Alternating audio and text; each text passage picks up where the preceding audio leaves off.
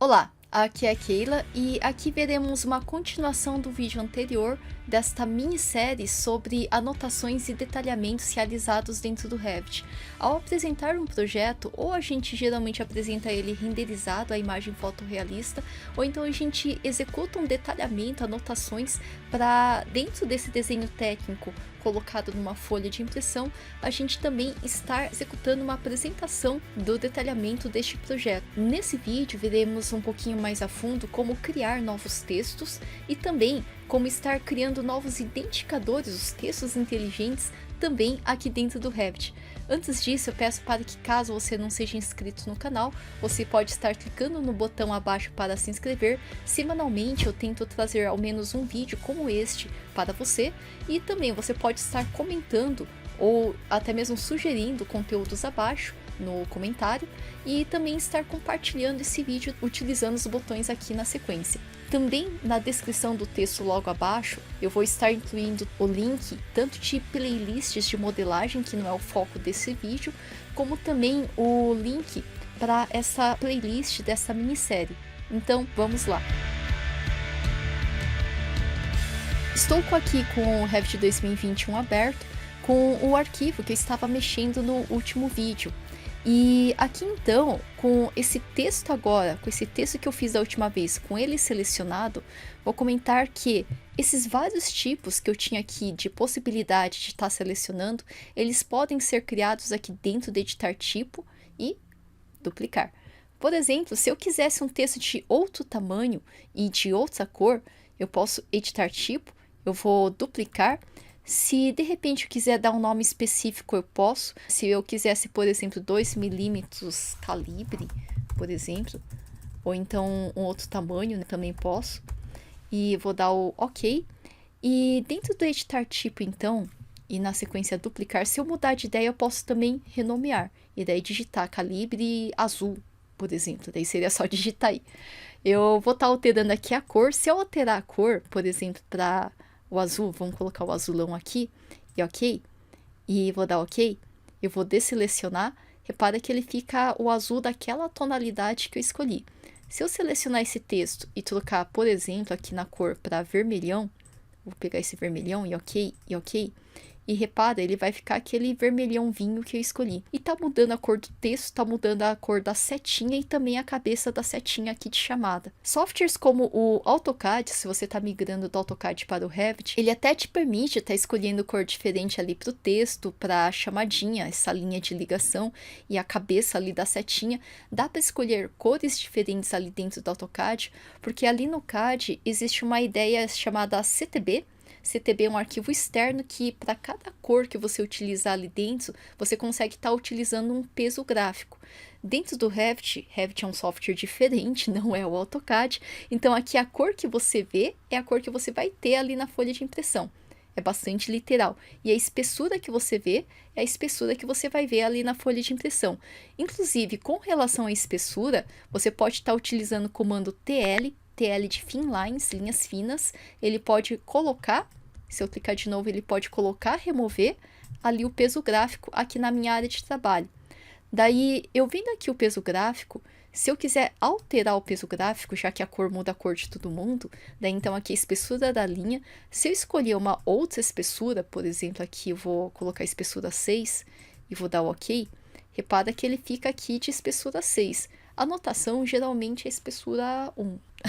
Salvo raríssimas exceções, se você quiser aí, senão eu vou voltar aqui para a espessura 1. E beleza, eu vou até aplicar.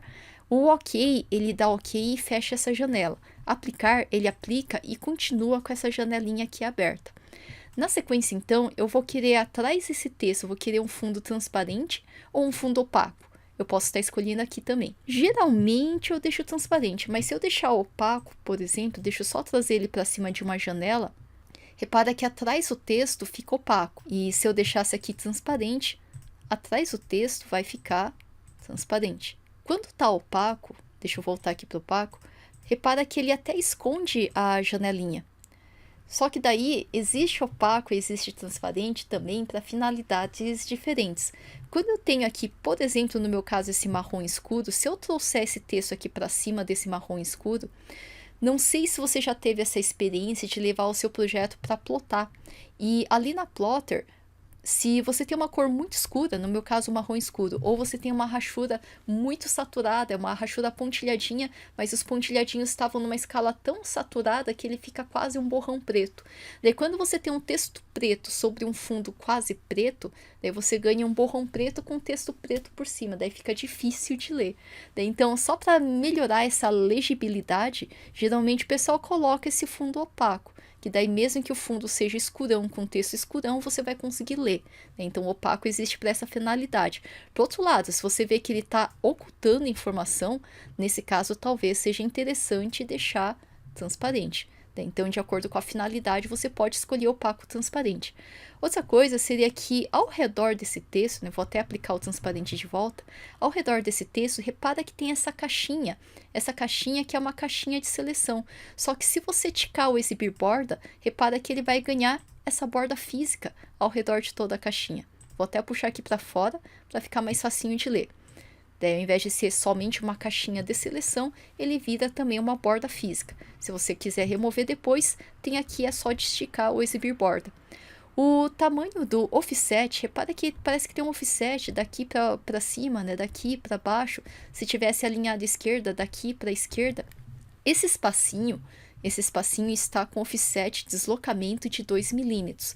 Se eu quisesse metade de 2, por exemplo 1, e aplicar, repara que ele diminui o espacinho. Se eu quisesse metade da metade, 0,5, meio, daí eu vou colocar aqui 0,5. Se de repente eu quisesse aqui aumentar um pouquinho, também pode aumentar um pouquinho, né, por exemplo 0,75. Eu achei que com 1 tava bom, vou voltar para 1 aqui e aplicar. Daí repara que esse espacinho de seleção, ou esse espacinho aqui de borda, se você ticou a borda, dá para estar alterando também. E a minha pontinha, ela tinha uma setinha. Se eu quiser mudar, por exemplo, eu quero um ponto, eu quero, por exemplo, um círculo aberto, daí eu vou aplicar, ele coloca ali uma bolinha aberta, eu vou até dar ok para mostrar aqui, daí ele põe essa bolinha aberta aqui na pontinha. Se eu quiser aqui mudar, por exemplo, para tiquezinho, diagonal 2 milímetros, aplicada, ele fica o tiquezinho. Se eu quiser colocar aqui o fillet dot, a bolinha dele vira uma bolinha ali na pontinha. Então você pode estar escolhendo também ali a setinha de chamada. Inclusive, se você quisesse nenhum, devo colocar aqui nenhum, ele ficaria com nada na pontinha, nenhuma marcação ali de setinha na pontinha. Eu vou colocar aqui, eu gostei da setinha, mas eu queria uma setinha preenchida. Coloquei aqui uma setinha preenchida aí. A fonte, se eu quiser colocar para alguma outra fonte instalada no meu computador, por exemplo, eu vou pegar aqui o calibre, acho que eu vou começar a digitar que é mais fácil, calibre, e vou dar o ok, que é ok aplica fecha, que eu quero ver aqui o calibre acontecendo. Repara que ele me troca aqui a fonte. Calibre que vem nos Microsoft Word mais recente, né? Antigamente por default vinha o Times New Roman. Enfim, você pode estar trocando para qualquer outra fonte instalada no teu computador. Daí o tamanho do texto vai ser literalmente o tamanho do texto. Se eu quisesse um tamanho de 5 milímetros, eu posso aplicar, ele fica de 5 milímetros. Se eu quiser aqui de 1 milímetro, 1 milímetro vai ficar tamanho de bula de remédio, mas você pode colocar 1 milímetro. O da norma é 2 milímetros. Porém, eu vou comentar que alguns escritórios usam 1,5, usam 1 milímetro, porque a norma foi feita na época do normógrafo. Daí, se fosse usar naquela época um tamanho menor, seria difícil de estar passando aquela letrinha a limpo. Daí, hoje em dia, qualquer plotter jato de tinta que seja, ela consegue estar plotando tamanhos menores. Então, se você quiser colocar aqui 1,5, 1 milímetro, o que fosse, vai ficar menorzinho, mas dá para ler também. E aqui o tamanho da guia seria o tamanho de tabulação de texto, né? Como assim? Se você tivesse um bullet, 1, 2, 3, 4, em espacinho, e depois uma sentença, daí o item 2, espacinho, e uma outra coisa escrita, esse espacinho seria esse tamanho de guia. Então, logicamente, se você não usa, não precisa mexer, porque ninguém vai notar. Da mesma forma, se você quiser que esse texto seja negrito, itálico ou sublinhado, é só ticar. E também, fator da largura, eu vou pedir, por favor, de preferência, use a fonte de outro tamanho, porque se você mexer aqui, você deforma a fonte, né? Como assim? Se eu colocar 2 vezes o fator da largura aqui e aplicar, repara que acho que era melhor ter pego um Arial Black, por exemplo. E se eu deixasse meio fator de largura, por exemplo, 0,5, e aplicar, Repara que acho que era melhor ter pego um Arial Narrow, porque se você utilizar uma fonte com serifa, por exemplo, Times New Roman, daí o fato de você ficar deformando a fonte para mais para menos, deforma a serifa também, acaba ficando não tão bonito. Eu acredito que era melhor ter pego uma outra fonte ali, inclusive depois, é claro, de outro tamanho. Aqui eu vou devolver para 1, né? Daí geralmente a fonte ela foi criada para ser utilizada com 1.0, 100% de fator de largura, então mexa aqui no tamanho do texto, e ok. Uma outra possibilidade seria a gente estar mexendo com a colocação de textos inteligentes. Esse verificar na boa eu achei que ficou meio estranho, né? Então eu vou clicar nesse verificar e vou dar delete do teclado. Opa, ele achou que eu queria digitar, clicar aqui no vazio, com ele selecionado, vou dar delete do teclado. Uma outra possibilidade seria a gente taguear, identificar, que seria uma ferramenta que está aqui na aba anotar. Texto você pode usar então projeção do mezanino, duto, shaft, projeção do vazio. E na aba anotar você tem aqui o identificar por categoria. O comando dele é tg, tg de tag, de identificar. Tag seria essa ideia de a gente etiquetar, parece uma etiquetinha. A gente vai taguear, a gente vai etiquetar, a gente vai identificar com um parâmetro um determinado elemento. Então, se eu pedir tg de tag, identificar por categoria, eu posso estar utilizando ele na horizontal, na vertical. Eu posso estar utilizando, se quiser, com a chamadinha de detalhe, ou seja, aqui J1 ou P alguma coisa ali deslocado. Ou então eu posso desticar a chamada de detalhe e clicar para colocar, por exemplo, essa P1, P2, P5 e depois mover ele mais adiante aqui. Por exemplo, essa janela J1, clicar e deslocar ele um pouquinho mais para lá. Se clicar para identificar algum elemento que não tem um identificador, Revit vai te perguntar se você deseja carregar a família. Por exemplo, se foi aqui do piso, cliquei, foi sem querer. Daí Revit me pergunta, não há um identificador carregado para pisos, deseja carregar um agora? No piso eu cliquei sem querer, daí eu vou falar que não, né, foi sem querer. Agora, se eu clicasse, por exemplo, nesse sofazinho, nesse mobiliário, cliquei. Daí, quer carregar um identificador agora dessa categoria mobiliário? Se eu quiser colocar a identificação para mobiliário, eu carrego o sim. E clicando no sim, aqui na pasta de português do Brasil, eu posso estar entrando aqui em anotação. Como o mobiliário é um mobiliário de arquitetura, desconfio que está aqui, senão eu tenho outras disciplinas com anotações específicas também. No meu caso, arquitetura. E aqui eu vou pegar o de mobiliário porque é o que eu cliquei. Da mesma forma, se você clicou na parede e fosse de parede, você adicionaria um identificador de parede. Se fosse ali do painel da parede cortina e assim por diante. Aqui no meu caso, mobiliário, eu vou abrir e dessa forma posso clicar.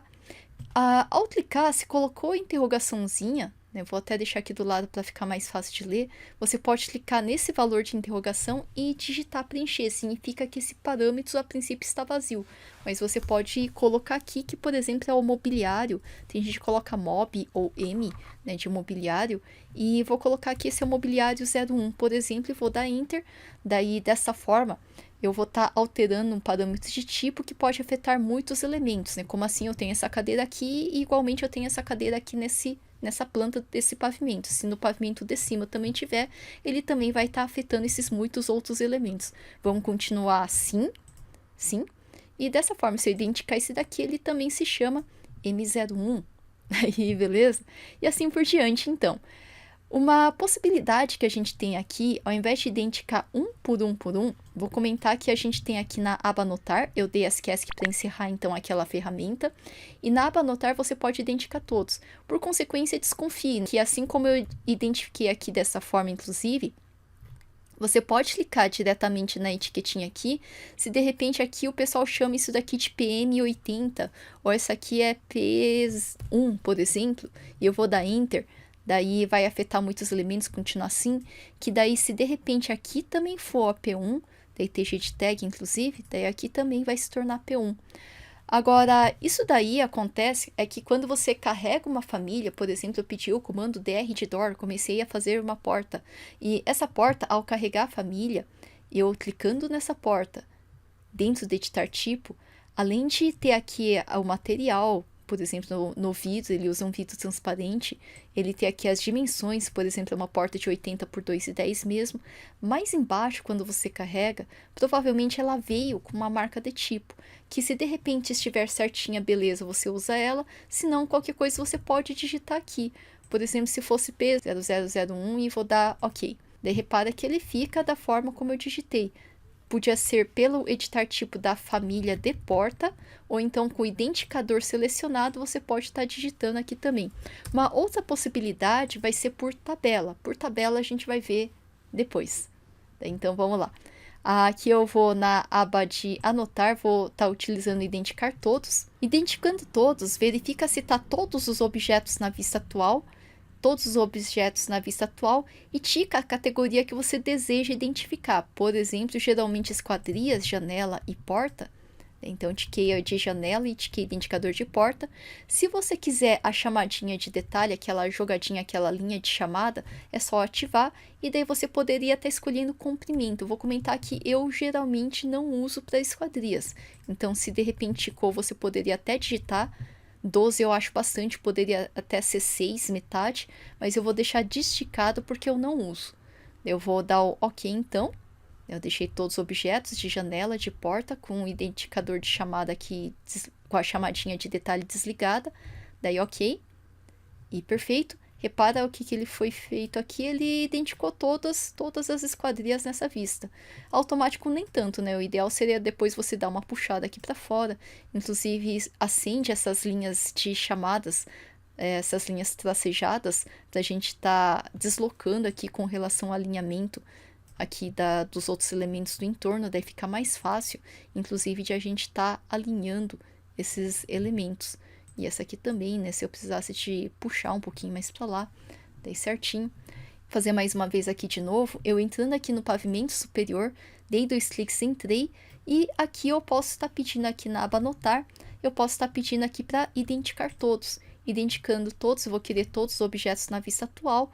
Eu vou estar pedindo aqui o de janela, que eu vou ticar, e também o de porta, aquelas categorias, né, que você quer estar identificando, inclusive com o identificador que você está selecionando aí. Se você quiser identificar automaticamente com algum outro, você pode estar selecionando. Eu vou preferir fazer com a chamada de detalhe desligada, desticada, daí OK. E perfeito, novamente é só pegar e puxar ela até onde ali for ficar. Pode ser clica, segura, puxa, pode ser setinha do teclado, toquinho, toquinho, setinha mais pra lá, setinha mais pra cá. Às vezes eu seleciono mais de um, né, como assim, peguei esse outro, setinha, setinha, setinha do teclado, daí agora eu vou só com esse daqui, daí setinha, setinha mais pra cima. E assim por diante eu posso estar deslocando esses elementos até onde eu desejo que eles fiquem.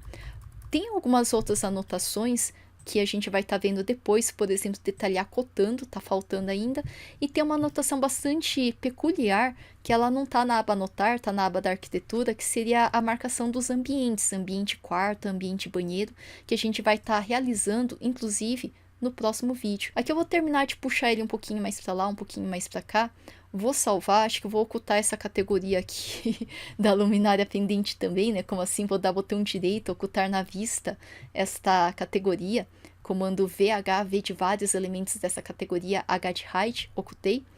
E a gente vai estar continuando no próximo vídeo a estar realizando essas outras anotações. Caso você ainda não tenha salvo e esteja fazendo junto, seja com o projeto que eu deixei disponibilizado no link abaixo na descrição desse vídeo, seja com o seu próprio projeto que você está desenvolvendo, seja para a faculdade, seja aí no escritório. Se você está fazendo junto, peço para que salve o seu projeto, que a gente então continua na próxima.